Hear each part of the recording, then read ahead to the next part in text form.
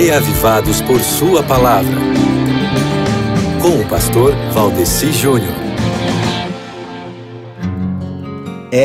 Meu querido irmão, é muito bom poder estar aqui para comentar com você sobre o capítulo bíblico do dia, porque ler a Bíblia todos os dias é muito importante. Você para ouvir sobre a palavra de Deus, isso também é muito importante.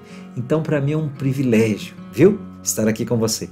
Privilégio maior ainda, tanto para mim quanto para você, é nós podermos participar do Reavivados por Sua Palavra, ou seja, podermos dar o lugar para que Deus trabalhe em nós através do reavivamento, para que Deus opere o reavivamento em nós através das Santas Escrituras, da Palavra de Deus, porque eu creio, meu irmão, que o projeto Reavivados por Sua Palavra, ele tem esse potencial de fazer com que, através da leitura individual de cada um, depois compartilhada coletivamente, possa haver então o reavivamento da igreja. Eu creio nisso, porque quando eu leio a Bíblia eu fico beneficiado, né? E eu sei que quando você lê a Bíblia você também fica beneficiado. E aí, compartilhando mutuamente tais bênçãos, aí não tem quem segura, né, meu irmão?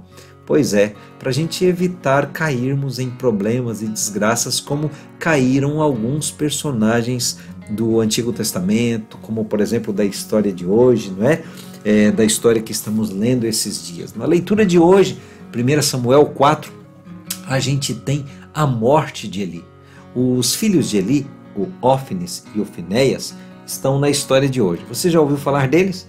Pois é, esses dois rapazes eram terríveis. Eles ajudavam o pai deles, o sacerdote Eli, mas também interferiam nas ofertas das pessoas, pecavam de forma absurda, tudo na frente do povo.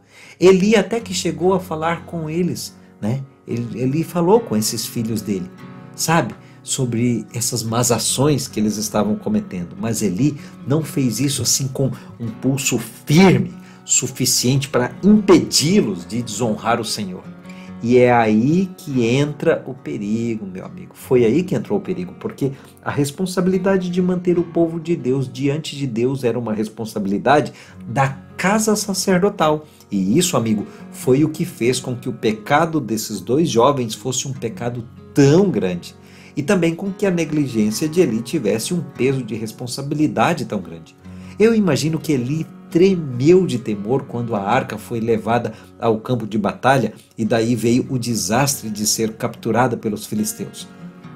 E eu imagino também o quanto ele sofreu com a notícia da morte dos dois filhos dele, né? O nome que serve assim de marco para o estado de Israel, devido ao pecado de Eli, é Icabode. Icabode quer dizer foi-se a glória. Muito diferente de poder dizer, talvez em outra ocasião, Ebenezer, que seria até aqui nos ajudou o Senhor, né? Icabode é um nome terrível. Você já parou para pensar nisso, amigo? Isso é muito sério. Muito mais sério do que estar na presença de Deus é a disposição de coração ao estar na presença de Deus. Portanto, quando você for fazer a sua leitura hoje, não faça somente por uma obrigação, porque você vai estar na presença de Deus. Quando você for fazer a sua devoção pessoal, considere isso. Muito mais importante do que estar na presença de Deus é a disposição do coração na presença de Deus. Portanto, ao dedicar o seu tempo de oração a Deus hoje, abra o coração a Deus como a um amigo. Peça-lhe força para você ser fiel.